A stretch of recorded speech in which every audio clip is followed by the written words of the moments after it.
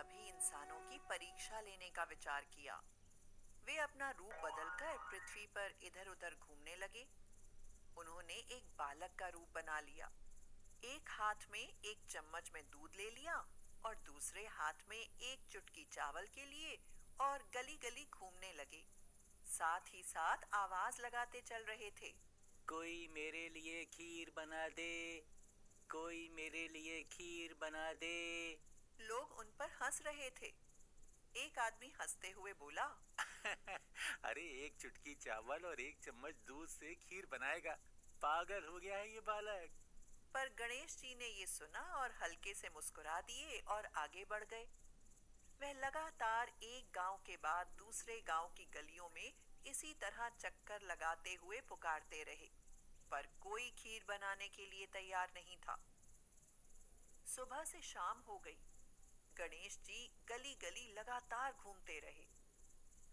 तभी एक बुढ़िया शाम के वक्त अपनी झोपड़ी के बाहर बैठी हुई थी। गणेश जी ने उससे कहा, कोई मेरी खीर बना दे। कोई मेरी खीर बना दे। बुढ़िया औरत बहुत गरीब थी, लेकिन कोमल हृदय वाली स्त्री थी। वह बोली, बेटा, मैं तेरी खीर बना देती हूँ, अंदर आ जाओ। तो गणेश जी ने कहा, माई, अपने घर में से दूध और चावल रखने के लिए बर्तन ले आओ। तब बुढ़िया अपनी रसोई घर से दो छोटी कटोरी लेकर आती है।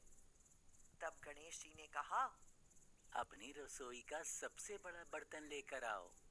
बुढ़िया अपनी रसोई में मौजूद सबसे बड़ा बर्तन और कुछ छोटी कटोरियां लेकर आती है।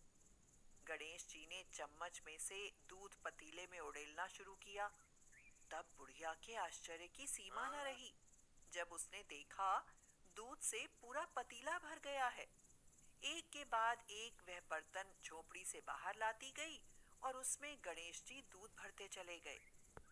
इस तरह से घर के सारे बर्तन दूध से लबालब भर गए और बचे बर्तनों में गणेश जी ने चावल भर दिए।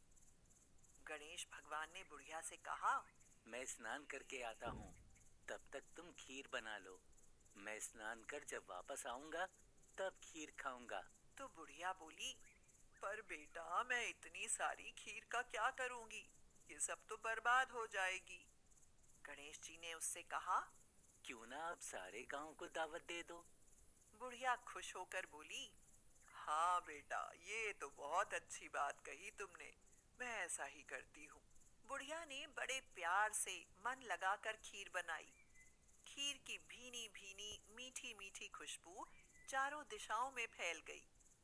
खीर बनाने के बाद वह हर घर में जाकर खीर खाने का न्योता देने लगी। कुछ लोग उस पर हंस रहे थे। वहीं कुछ लोग सोच में थे कि कैसे एक गरीब औरत जो भीख मांगकर जीती थी, आज वो पूरे गांव को न्योता दे रही है। तभी एक औरत उस बुढ़िया से कहती है, बुढ़िया, तेरे घर में खाने को दाना नहीं है और ये सारे गांव को खीर खाने की दावत दे रही है। बुढ़िया हल्का सा हंसी और आगे चल दी। लोगों को कुतूहल हुआ और खीर की खुशबू से लोग खिंचे चले आए। जब बुढ़िया की बहू को दावत की बात मालूम हुई, तब वह अपने बेटे बेटियों को लेकर सबसे पहले वहां पहुंच गई। बुढ़िया ने जब अपने पोते पोतियों को देखा तो उसकी आंखें नम हो गईं और सभी बच्चे खीर खाने की जिद करने लगे। उसने सबको खीर दी और बाहर जाकर बैठ गई। तभी उसकी बहू रसोई में जाती है। उसने खीर से भरे पतीलों को जब देखा तो उसके मुंह में पानी आ गया और वह खुद को खीर खाने से रोक न सकी। उसने एक कटोरी में खीर निकाली और दरवाजे के पीछे बैठकर खाने की तैयारी करने लगी। गणेश जी भगवान, भोग लगाना।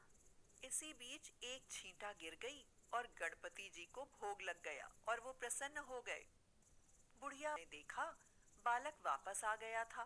बुढ़िया ने उससे कहा, बेटा, खीर तैयार है, भोग लगा लो। माँ, भोग तो लग चुका है। मेरा पेट पूरी तरह से भर गया है। मैं तो तृप्त हो गया हूँ। माई, तेरी बहू ने मेरा नाम लेकर एक गणेश जी भगवान भोग लगना ऐसा कहकर मुझे भोग लगाया। अब तू भी खा ले, अपने परिवार और गांव वालों को भी खिला दे। पर बेटा यह तो बहुत ज्यादा है। सबका पेट भर जाएगा, उसके बाद भी यह बच जाएगी। उस बची खीर का मैं क्या करूंगी? माँ, उस बची खीर को रात में अपने घर के चारों कोनों में रख देना। इतना कहकर गणेश जी अंतर्ध्यान हो गए। जब सारा गांव जी भर कर खा चुका, तब भी सारी खीर बची हुई थी। बुढ़िया ने खीर से भरे बर्तनों को अपने घर के चारों तरफ रख दिया। रात शांति से बीत गई और जब सुबह आंखें खुली तो उसने देखा कि उसके खीर वाले पतीलों में खीर के स्थान पर सोने, हीरे, जवाहरात और मोती भर गए हैं। बुढ़िया ने बोला, एक समय था जब मेरे बेटे बहू ने मुझे घर से निकाल दिया था। तब मैं भीख मांग कर अपना जीवन गुजार रही थी, पर आज मैं बहुत खुश हूँ। मेरी सारी दरिद्रता दूर हो गई और अब मैं आराम से रहूंगी। मेरे तो सारे कष्ट दूर हो गए। हे गणेश भगवान, जैसे मुझ बूढ़ी को आपने सब कुछ दिया, वैसे ही सभी को दे। सभी कहानी सुनने वालों को दे, उनके परिवार वालों को दे। जय गणेश जी महाराज।